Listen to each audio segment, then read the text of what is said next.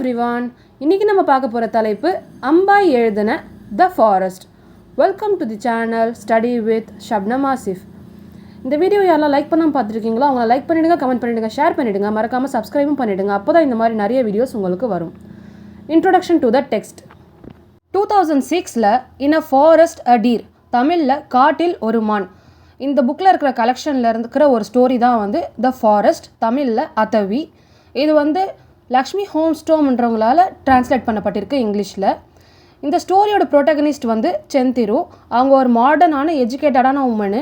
அவங்களோட லைஃப்பில் வந்து என்னென்ன சேஞ்சஸ் நடக்குது எப்போனா, அவங்க ஹஸ்பண்டோட ஃபிலிமில் தான் அவங்க வேலை பண்ணிக்கிட்டு இருக்காங்க.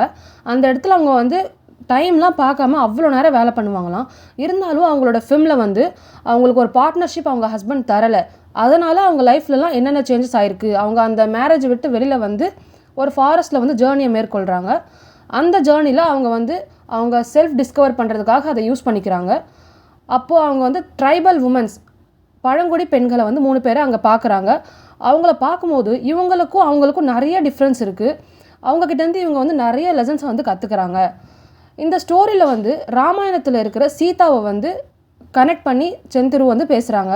ஏன்னா ராமாயணத்தில் கூட ராமர் வந்து சீதாவை நாடு கடத்தினதுக்கப்புறம் அவங்க ஃபாரஸ்ட்டில் தான் இருந்தாங்க இண்டிபெண்ட்டாக.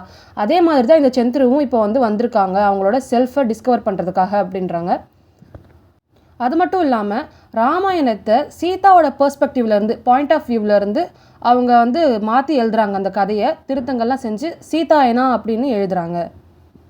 இந்த ஸ்டோரியை 3 பார்ட்டாக எக்ஸ்பிளைன் பண்ணியிருக்கோம். அதில் வந்து ஃபஸ்ட்டு அண்டர்டேக்கிங் அ ஜேர்னி, அதாவது அவங்க ஃபாரஸ்ட்குள்ளே மேற்கொள்கிற அந்த ஜேர்னி.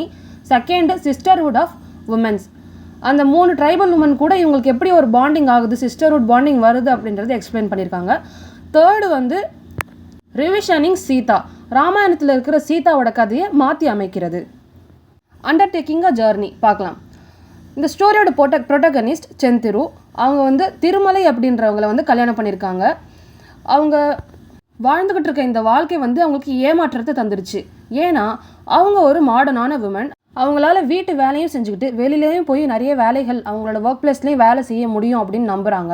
அவங்க பேரண்ட்ஸ் மாதிரி அவங்களால வெறும் ஒய்ஃபாகவும் மதராகவும் மட்டும்தான் இருக்க முடியும் ஒரு பொண்ணால் அப்படின்றத அவங்க வந்து நம்பாமல் அவங்க வெளியிலையும் போய் வேலை செய்யவும் ஆரம்பிக்கிறாங்க. அவங்க ஹஸ்பண்டோட ஃபிலிமில் தான் அவங்க வேலை செய்கிறாங்க. அவங்க அவ்வளோ கஷ்டப்பட்டு வேலை செஞ்சதுக்கு அப்புறமும் கூட அவங்க ஹஸ்பண்ட் வந்து அவங்களுக்கு ஒரு ஈக்குவல் பார்ட்னர்ஷிப் வந்து அந்த ஃபிலிமில் தரலை. அதனால் அவங்க வந்து அவங்க மேரேஜ் எவ்வளோ அன்ஈக்குவலாக இருக்குது அப்படின்றத அவங்க ரியலைஸ் பண்ணுறாங்க. அது மட்டும் இல்லாமல் அவங்க ஹஸ்பண்ட் அவங்கள எவ்வளோ கண்ட்ரோல் பண்ணிக்கிட்டே இருக்காங்க அப்படின்றதையும் உணர்ந்துட்டு இந்த அன்ஈக்குவல் மேரேஜ்லேருந்து அவங்க வந்து வெளியில் வந்துட்டு ஒரு ஜேர்னியை மேற்கொள்கிறாங்க. எங்கன்னா ஒரு ரிமோட்டான வில்லேஜ், ஃபாரஸ்ட்டில் இருக்கிற வில்லேஜ்க்கு அவங்க வந்து போகிறாங்க.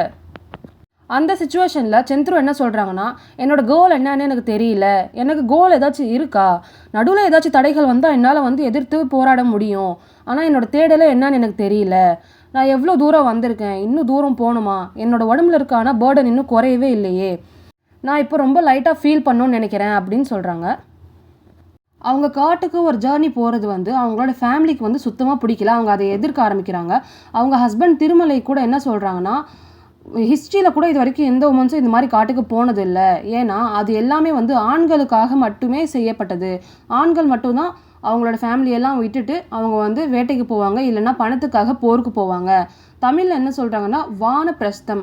அப்படின்னா என்னென்னா அவங்களோட குடும்ப வாழ்க்கையில் இருக்கிற சந்தோஷங்களையும் பொறுப்புகளையும் விட்டுட்டு அவங்க வந்து செல்ஃபை டிஸ்கவர் பண்ணுறதுக்காக அவங்க தனியாக காட்டுக்குள்ளே போவாங்க துறவிகளா அப்படின்றாங்க. அந்த மாதிரி போகிறது எல்லாமே வந்து ஜென்ஸ்க்கு மட்டும்தான் இருக்குது, உமனுக்கு வந்து அது இது வரைக்கும் அலோவே பண்ணப்படலை அப்படின்றாங்க.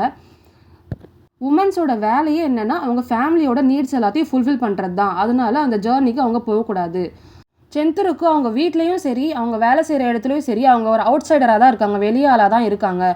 இந்த தனிமையில் அவங்க என்ன முடிவெடுக்கிறாங்கன்னா, அவங்க கண்டிப்பாக அந்த ஜேர்னியை மேற்கொண்டே ஆகணும், இந்த பேட்ரியார்ச்சி ரூலை வந்து பிரேக் பண்ணி ஆகணும் அப்படின்னு நினைக்கிறாங்க. அவங்களுக்கு தெரியுது இது மாதிரி அவங்க பிரேக் பண்ணி போனால் இந்த சொசைட்டி அவங்கள வாட்ச் பண்ணிக்கிட்டே இருக்கும், அது மட்டும் இல்லாமல் ஜட்ஜும் பண்ணும். அந்த மாதிரி பண்ணுறதுனால அவங்க ரொம்ப பாதிக்கப்படுவாங்கன்றது தெரிஞ்சும் அவங்க வந்து இந்த தேடலை மேற்கொள்கிறாங்க. இந்த ஒய்ஃப் மதர் அப்படின்ற பொறுப்புலேருந்து அவங்க விலகி சுய ஆராய்ச்சி செய்ய அவங்க காட்டுக்குள்ளே போகிறாங்க. அவங்க குழந்தைங்களையும் அவங்க விட்டுட்டு வந்து அவங்க இந்த ஜேர்னியில் தனியாக மேற்கொள்கிறாங்க. அப்போது அங்கே நடந்த நிறைய இன்சிடென்ட்ஸ், அவங்க அங்கே நிறைய பேரை மீட் பண்ணியிருக்காங்க. அது எல்லாமே வந்து அவங்களோட செல்ஃப் அண்டர்ஸ்டாண்டிங்கை வந்து அடைய வச்சுருக்கு. அதனால அவங்க வந்து அவங்களோட செல்ஃப் வந்து ஜெண்டரை பொறுத்து வந்து அமைகிறது இல்லை அப்படின்றத வந்து அவங்க உணர்றாங்க. அடுத்து அவங்க அந்த ஃபாரஸ்ட்டில் போயிட்டுருக்கும்போது தமிழில் ராமாயணத்துலேயும் மகாபாரதத்துலேயும் வர வன்வாஸ், அதாவது வனவாசம் போவாங்க இல்லையா அந்த ஹீரோஸ் எல்லாருமே, அதையும் ஞாபகப்படுத்தி பார்க்குறாங்க. அவங்க வந்து ஃபாரஸ்ட்டில் வந்து இருக்காங்க, சிட்டி லைஃப் எல்லாத்தையும் விட்டுட்டு வந்து. அப்போ வந்து அவங்களுக்கு ஜெண்டர் ஈக்குவாலிட்டி அது எல்லாமே அங்கே எதுவுமே இல்லை. அவங்க அந்த ஃபாரஸ்ட்டில் அவங்களோட பர்பஸ் ஆஃப் லைஃப், அவங்க எதுக்காக இந்த லைஃப்பை வாழ்கிறாங்க அப்படின்றத வந்து அவங்க அண்டர்ஸ்டாண்ட் பண்ணிக்கணும் அப்படின்னு நினைக்கிறாங்க. அந்த இடத்துல ஒரு முஸ்லீம் ஃபக்கீர் அப்படின்றவங்கள வந்து அவங்க பார்க்குறாங்க. அவர் ஒரு மியூசிஷியன். அவர் வந்து தத்துவங்களும் சொல்கிறாரு, மனித நேயத்தை வந்து 2ஆக பிரித்து சொல்கிறாரு. ஒன்று வந்து என்னென்னா, ஒருத்தவங்க அவங்கள தானே கண்ட்ரோல் பண்ணிப்பாங்க, இன்னொருத்தவங்க என்னென்னா அவங்க வந்து அவங்களோட கண்ட்ரோலே இல்லாமல் இருப்பாங்க அப்படின்னு 2 வகையாக பிரித்து சொல்கிறாரு. அப்போ செந்துரு அவங்கக்கிட்ட என்ன சொல்கிறாங்கன்னா, நான் பாம்பேயில் இருக்கும்போது ரொம்ப சஃபோகேட்டடாக இருந்துச்சு, என்னால் அங்கே ரொம்ப கஷ்டமாக இருந்துச்சு, இருக்கவே முடியல அப்படின்றாங்க. அப்போ வந்து அந்த மியூசிஷியன் என்ன சொல்கிறாங்க அப்படின்னா, எல்லாமே மைண்டை பொறுத்து தான் இருக்குது. நீங்கள் சிட்டியில் இருந்தாலும் சரி, ஃபாரஸ்ட்டில் இருந்தாலும் சரி, நீங்கள் ஃபாரஸ்ட்டை அவங்க கூட பாம்பேக்கு கொண்டு போக முடியும், அந்த பாம்பேயை அவங்க கூட ஃபாரஸ்ட்டுக்கு கொண்டு வர முடியும் அப்படின்னு சொல்கிறாங்க. அடுத்த தலைப்பு சிஸ்டர்ஹுட் ஆஃப் உமன். இதில் என்ன சொல்கிறாங்கன்னா, அவங்க அந்த கவர்மெண்ட் கெஸ்ட் ஹவுஸில் ஃபாரஸ்ட்டில் தங்கி இருக்கும்போது அவங்க சில நேரங்களில் ஃபாரஸ்ட்டில் வாக்கிங் போவாங்களாம் அமைதியை தேடுறதுக்காக. அப்போ அங்கே அவங்க 3 ட்ரைபல் உமன்ஸை வந்து பார்த்துருக்காங்க, பழங்குடி பெண்களை. அவங்க பேர் என்னென்னா மீனாபாய், ருக்மணிபாய், சவிதாபாய். அவங்க 3 பேரும் வந்து அவங்கள ரொம்ப நல்லா பார்த்துக்கிட்டாங்க. அவங்க கூட இருக்கும்போது அந்த கிளாஸு, கேஸ்ட்டு, ஜாதி இதெல்லாமே வந்து எதுவுமே அவங்களுக்கு தெரியவே இல்லையா. அவங்க கூட பேசும்போது அவங்களுக்கு வந்து ரொம்ப சந்தோஷத்தை தருதான். அவங்க அந்த காட்டில் தனியாக இல்லை, அவங்களுக்கு கைட் பண்ணுறதுக்காக இந்த 3 பேரும் இருக்காங்க அந்த ஜேர்னியில் அப்படின்னு சொல்கிறாங்க. இந்த ஸ்டோரியில் ஃப்ரீடம் அப்படின்ற தீமை வந்து 2 லெவலாக பிரிச்சிருக்காங்க. ஃபஸ்ட்டு என்னென்னா ஃப்ரீடம் ஃப்ரம் வித்தவுட், அதாவது அந்த சொசைட்டினால் அடக்குமுறையில் இருக்காங்க இல்லையா பெண்கள், அதையும் ஆணுக்கு கீழே இருக்கிற உமன்ஸ், மனைவி, மகள், அது எல்லாரையும் வந்து அது குறிக்குது. அவங்க வந்து அந்த ஃப்ரீடம் இல்லாமல் இருக்கிறாங்க அப்படின்னு. அடுத்தது ஃப்ரீடம் ஃப்ரம் வித்தின், அது என்னென்னா அவங்களோட மைண்ட்லேயே அவங்க வந்து சைக்காலஜிக்கலாக வந்து அடக்குமுறையில் தான் இருக்காங்க அப்படின்றது.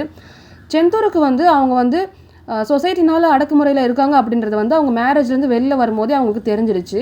ஆனால் சைக்காலஜிக்கலாக அவங்க அடக்குமுறையில் இருக்காங்க அப்படின்றது இந்த 3 பெண்களோட பழகும் போது தான் வந்து அவங்களுக்கு அது தெரியுது. அந்த பெண்களோட பாண்டிங்னால் அவங்களுக்கு வந்து நிறைய தைரியமும் பவரும் வருது இந்த அவங்களோட இன்னர் செல்ஃபை வந்து எதிர்க்கிறதுக்காக. செந்தூருக்கு வந்து அவங்களோட ஃபேமிலியோடு அவங்க இருக்கும்போது அவங்க வந்து வெளியாளாக இருக்கிற மாதிரி இருக்குமா, ஆனால் இந்த 3 பேரோட இருக்கும்போது அவங்க வந்து ரொம்ப நாளாக தெரிஞ்ச ஃப்ரெண்ட்ஸ் கூட இருக்கிற மாதிரி, ரொம்ப வந்து நெருக்கமாக இருக்கிற மாதிரி ஃபீல் ஆச்சான். அவங்களோட கதைகளெல்லாம் இவங்க வந்து ஷேர் பண்ணுறாங்க. அந்த 3 பெண்களும் வந்து அவங்களோட ஸ்டோரிஸ் எல்லாத்தையும் சொல்கிறாங்க. அவங்கக்கிட்ட இருக்கிற ஃபுட் எல்லாத்தையும் வந்து இவங்க செந்துரு கிட்ட ஷேர் பண்ணுறாங்க. அது மட்டும் இல்லாமல் இன்னொரு நாள் அடுத்த நாளும் அவங்க வந்து மறுபடியும் மீட் பண்ணுறாங்க. அப்போ அவங்க எல்லாரும் ஒன்றா சேர்ந்து குக் பண்ணுறாங்க, அதுவும் பெரிய ஃபீஸ்ட்டாக ரொம்ப விருந்து மாதிரி ரெடி பண்ணுறாங்க. அப்போ வந்து செந்துரு கேட்குறாங்க அவங்கக்கிட்ட, என்ன ஏதாச்சும் செலிப்ரேட் பண்ணுறீங்களா அப்படின்னு கேட்கும்போது, ஏதாச்சும் ஸ்பெஷலானு கேட்கும்போது, இல்லை நாங்கள் எப்பவுமே இப்படி தான் எல்லோரும் சேர்ந்து அப்படியே சமைச்சு ஜாலியாக என்ஜாய் பண்ணி சாப்பிடுவோம் அப்படின்னு சொல்கிறாங்க. இதுலேருந்து என்ன தெரியுதுன்னா அவங்களுக்கு அந்த குக்கிங்ன்றது ஒரு கடமையாக இல்லை, அவங்களுக்கு அது சந்தோஷத்தை தரதா இருக்குது. இதில் வந்து அவங்க ஃபேமிலிக்காக அவங்க குக் பண்ணி போடலை, அவங்க வந்து அவங்களுக்காக அவங்க சமைச்சிக்கிறாங்க அப்படின்றதான் இருக்குது. இதுலேருந்து என்ன தெரியுதுன்னா அவங்கள பொறுத்த வரைக்கும் இப்போ குக்கிங் வந்து ரொம்ப சந்தோஷத்தை தரக்கூடியதாக இருக்குது. அவங்க வந்து அந்த சிஸ்டர்ஹுட் பாண்டிங்கையும் அவங்களோட எக்ஸ்பீரியன்ஸ், அவங்க கூட இருந்த எக்ஸ்பீரியன்ஸையும் வந்து இதில் ஷேர் பண்ணியிருக்காங்க. அந்த பெண்களோட இருக்கும்போது வந்து அவங்களுக்கு வந்து எப்படி ஃபீல் ஆகுதுன்னா அவங்களோட ஜெண்டர் ஐடென்டிட்டி இதெல்லாமே வந்து ஒரு விஷயமாகவே அவங்களுக்கு தெரியல. அவங்க எல்லோரும் ஈக்குவலாக இருக்கிற மாதிரி தான் இருக்குது. அவங்க கூட இருக்கும்போது இந்த கேஸ்ட்டு, ஜாதி, மதம் இது எல்லாமே அவங்களுக்கு வந்து ஒரு விஷயமாக தெரியல. அவங்களோட ஸ்பிரிச்சுவல் ஈக்குவாலிட்டி, யாரும் பெரியவங்க இல்லை, சுப்பீரியர் இல்லை அப்படின்றத வந்து அவங்க புரிஞ்சுக்கிறாங்க. அடுத்த தலைப்பு ரிவிஷனிங் சீதா. ராமாயணத்தில் வர சீதாவோட கதையை வந்து மாற்றி எழுதுறது. செந்தூரு வந்து இந்த ஜேர்னியில் வந்து தனியாக இருக்காங்க. அவங்க ஃப்ரீடமாக தனிமையில் அந்த ஃபாரஸ்ட்டை வந்து யூஸ் பண்ணிக்கணும் அவங்களோட செல்ஃப் டிஸ்கவர் பண்ணுறதுக்காக அப்படின்னு நினைக்கிறாங்க. அந்த நேரத்தில் அவங்க வந்து ராமாயணத்தில் வர சீதாவை வந்து நினச்சி பார்க்குறாங்க. ஆனால் இந்த சீதா, செந்தூரு வந்து ஒரு ஃபெமினிஸ்ட். இவங்க வந்து அந்த சீதா மாதிரி, ராமாயணத்தில் வர சீதா மாதிரி இல்லாமல் இவங்க வந்து அந்த ஆண்கள் எல்லாமே வந்து ஃபாரஸ்ட்டில் உமன்கள் இருக்கிறது வந்து சோதனை அப்படின்னு சொல்கிறத வந்து மாற்றி எழுதணும் அப்படின்னு நினைக்கிறாங்க. இந்த ஸ்டோரியில் மித்தாலஜிக்கல் கேரக்டர் சீதாவும் செந்துருவும் வந்து ஒரே மாதிரியான சுச்சுவேஷனில் தான் இருக்காங்க. அவங்களோட ஹஸ்பண்ட்னால் அவங்க கைவிடப்பட்டு துரோகம் செய்யப்பட்டு அவங்க வந்து ஃபாரஸ்ட்டில் வந்து ஜேர்னி மேற்கொள்கிறாங்க. அந்த ஜேர்னியில் அவங்க யார் அப்படின்றத வந்து அறிஞ்சிக்கிறதுக்காக போகிறாங்க. அந்த நேரத்தில் அவங்களோட ஜேர்னி முடியும் போது தான் வந்து அவங்க யார் அப்படின்றத அவங்க புரிஞ்சுக்கிறாங்க. செந்துரு வந்து ஒரு புது சீதாவை வந்து டிரான்ஸ்ஃபார்ம் பண்ணி அவங்களோட ஸ்டோரியை அவங்க சொல்லணும்னு நினைக்கிறாங்க சீதாயனா அப்படின்ற ஒரு ரைட்டிங் மூலயமா. ஏன்னா வால்மீகி எழுதின ராமாயணத்தில் வந்து கிங்கை பற்றி தான் அதில் இருக்கும், கிங் ராமரை பற்றி தான் இருக்கும், அவரோட பாயிண்ட் ஆஃப் வியூவில் என்னென்ன நடந்துச்சு அப்படின்றது தான் இருக்கும். இந்த சீதாவோட பாயிண்ட் ஆஃப் வியூவில் ஒன்றுமே இருக்காது. அதனால் சீதாவோட பாயிண்ட் ஆஃப் வியூவில் இருந்து அவங்க சீதாயனா அப்படின்னு எழுத ஆரம்பிக்கிறாங்க. ராமாயணத்தில் வந்து ராமர் கைவிட்டதுக்கப்புறம் சீதா வந்து ஃபாரஸ்ட்குள்ளே இருந்து வாழ்ந்து அதுக்கப்புறம் வந்து அவங்க அந்த பூமிக்குள்ளே போயிடுவாங்க. ஆனால் செந்துரு அந்த இடத்துல சீதாவாக இருந்திருந்தாங்கன்னா அந்த ராமர்கிட்ட போய் எனக்கு இந்த வாழ்க்கை வேண்டாம், நான் வந்து வேறு ஒரு ஜேர்னியை வந்து மேற்கொள்ள போகிறேன், வேறு ஒரு திசையில் போக போகிறேன் அப்படின்னு அவங்களோட பசங்களை ராமர்கிட்டயே ஒப்படைச்சிட்டு அவங்க வந்து அந்த அடர்ந்த காட்டில் வந்து பயணத்தை மேற்கொள்ளி போயிருப்பாங்க அவங்களோட ட்ரூ செல்ஃபை தெரிஞ்சுக்கிறதுக்காக அப்படின்றாங்க. அந்த மாதிரி போகும்போது அவங்க வந்து இயற்கையோட அழகை வந்து ரசிப்பாங்க. சின்ன யானை வந்து அதோட கூட்டத்துக்கிட்ட ஓடி போகிறது, அதுக்கப்புறம் மானை வந்து புலி சாப்பிட்டுட்டு இருக்கிற மாதிரி இருக்கிற ஒரு சீனு, அப்புறம் அந்த பச்சை பசேல்னு இருக்கிற இலைகளுக்கு நடுவில் இருந்து சூரிய கதிர்கள் வந்து விழுறது, அது எல்லாத்தையும் வந்து அவங்க ரசிப்பாங்களாம். அது மட்டும் இல்லாமல் அவங்களோட லைஃப்பை வந்து அவங்க ஜாலியாக என்ஜாய் பண்ணுவாங்களாம். அவங்களே எல்லா சாய்ஸஸையும் மேட் பண்ணுவாங்க யாரோட கண்ட்ரோலும் இல்லாமல் அப்படின்னு சொல்கிறாங்க. ஃபைனல் செக்ஷனில் என்ன சொல்கிறாங்கன்னா, சீதா வந்து ஒரு மாங்க் துறவியை வந்து பார்க்குறாங்க. அந்த துறவி வந்து வீணையை வாசிச்சுட்டு இருக்காங்க. அவர் வேறு யாரும் இல்லை, ராவணன் தான். அவர் வந்து ராமரால் வந்து மன்னிக்கப்பட்டு அவர் வந்து காடுக்குள்ளே வந்து இருக்கிறாரு ஒரு துறவியாக ஆகிறதுக்காக. அவரோட பாவங்கள்லாம் மன்னிக்கப்படுறதுக்காக அவர் வந்து இந்த காட்டில் இருக்கார். அப்போ வந்து இவங்க 2 பேர் மீட் பண்ணுறாங்க. அந்த டைமில் இவங்க 2 பேருக்கும் வந்து ரொம்ப வயசாகிடுது. அவங்க லைஃப்பில் வந்து நிறைய லெசன்ஸை வந்து கற்றுக்கிட்டாங்க, நிறைய எக்ஸ்பீரியன்ஸ் வந்து அவங்களுக்கு இருக்குது. அந்த மாதிரி ஒரு சுச்சுவேஷனில் இவங்க 2 பேரும் அவங்களுக்கு ஈக்குவலாக தெரிகிறாங்க. அந்த வயசான காலத்தில் ராவணன் வந்து சீதாவுக்கு ஒரு நல்ல நண்பனாக இருக்கணும் அப்படின்னு சொல்லி ஆசைப்படுறாரு. அப்போ வந்து சீதாவும் வந்து அதை அக்செப்ட் பண்ணிக்கிறாங்க. ஏன்னா அந்த வயசான காலத்தில் அவங்களோட பாடி எல்லாமே சேஞ்ச் ஆகும்போது அவங்களுக்கு ஒரு சப்போர்ட் தேவைப்படுது, அவங்களுக்கு உதவி செய்ய என்கரேஜ் பண்ண, அப்புறம் ஒரு நம்பிக்கை கொடுக்கறதுக்கு ஒரு துணை வந்து தேவைப்படுது. அதை வந்து அவங்க ஃப்ரெண்டாக அவங்கள அக்செப்ட் பண்ணிக்கிறாங்க. அவங்க ஃப்ரெண்ட்ஷிப்க்கு அடையாளமாக வந்து ராவணன் வந்து ருத்ரவீணை வந்து சீதாவுக்கு கற்றுத்தரதா வந்து சொல்லியிருக்காரு. இதுலேருந்து என்ன தெரியுதுன்னா, அவங்க 2 பேருக்கு நடுவில் அந்த ஜெண்டர் ஈக்குவாலிட்டி அப்படின்றது பொதுவாக இருக்குது. நீ பெரியவன் நான் சின்னவ அப்படின்ற எதுவுமே இல்லாமல் அவங்க 2 பேரும் சமமான ஒரு நிலையில் இருக்கிறாங்க. இந்த மியூசிக்கல் இன்ஸ்ட்ருமெண்ட்டு ருத்ரவீணை வந்து எதை சிம்பிள் பண்ணுதுன்னா சீதாவோட லைஃப்பை தான். ஏன்னா அவங்களோட லைஃப்பில் அவங்க ரொம்ப பாதிக்கப்பட்டிருக்காங்க. நிறைய விஷயங்களில் வந்து அவங்க சாய்ஸே பண்ணாமல் இருந்திருக்காங்க. ஆனால் இப்போ இந்த காட்டுக்கு வந்ததுக்கு அப்புறம் தான் அவங்க வந்து அவங்களோட லைஃபோட வேல்யூவை புரிஞ்சுக்கிட்டு இனிமேல் அவங்க லைஃப்பை வந்து அவங்க நடத்தணும் அப்படின்னு சொல்லி நினைக்கிறாங்க. அதனால இனிமேல் யாரோட கண்ட்ரோல்லையும் அவங்க இருக்க போகிறதா இல்லைன்னு சொல்கிறாங்க. ராவணன் வந்து அவங்கக்கிட்ட ருத்ரவீணையை கொடுக்கும்போது சீதா கிட்ட சீதா என்ன சொல்கிறாங்கன்னா, அதை கீழே தரையில் வை, ஏன்னா அது என்னோட லைஃப் தானே. ருத்ரவீணை எப்படி நிறைய பேர்களோட விரல்லாம் அதில் பட்டு வந்து மியூசிக் வருமோ அதே மாதிரி தான் இவங்களோட லைஃப்லேயும் வந்து நிறைய பேர் வந்து நிறைய சாய்ஸஸ்லாம் எடுத்திருக்காங்க, டெசிஷன்ஸ்லாம் மேட் பண்ணியிருக்காங்க. ஆனால் இப்போது அதை நான் வந்து என்னோட கையில் ஹோல்டு பண்ண போகிறேன் என்னோடய லைஃப்பை அப்படின்னு சொல்லி இந்த ஸ்டோரியை வந்து அவங்க மாற்றி எழுதியிருக்காங்க செந்துரு. இந்த ஸ்டோரி மூலமா நம்மளுக்கு என்ன தெரிய வருதுன்னா, இந்த பேட்ரியார்ச்சல் சொசைட்டியில் பெண்கள் வந்து எவ்வளோ வந்து பாதிக்கப்படுறாங்க, அவங்களோட மனசு வந்து எவ்வளோ நோகடிக்கிறாங்க அப்படின்றதெல்லாம் நம்ம பார்த்துருக்கோம். இந்த வீடியோ யாரெல்லாம் லைக் பண்ணாமல் பார்த்துருக்கீங்களோ அவங்கள லைக் பண்ணிவிடுங்க, கமெண்ட் பண்ணிவிடுங்க, ஷேர் பண்ணிவிடுங்க, மறக்காமல் சப்ஸ்கிரைபும் பண்ணிவிடுங்க. அப்போ தான் இந்த மாதிரி நிறைய வீடியோஸ் உங்களுக்கு வரும். ஏதாச்சும் டவுட் இருந்தால் கமெண்ட் செக்ஷனில் சொல்லுங்கள்.